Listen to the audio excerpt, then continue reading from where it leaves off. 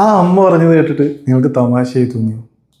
ഞാൻ എൻ്റെ programme wind ചെയ്തിട്ട് വണ്ടി പോകുന്ന സമയത്ത് ഒരു വയസ്സായ ഒരു അമ്മ വീട്ടിൽ നിന്ന് പുറത്തിറങ്ങിയിട്ട് എന്നെ നിർത്തി പറഞ്ഞു, മോനൊന്ന് വീട്ടിൽ വരുമോ? അവൻ ഒരു പൊളിഞ്ഞു കിടക്കുന്ന വീട്, എല്ലാം ഫ്ലൈസ്, കുടിവെള്ളമില്ല.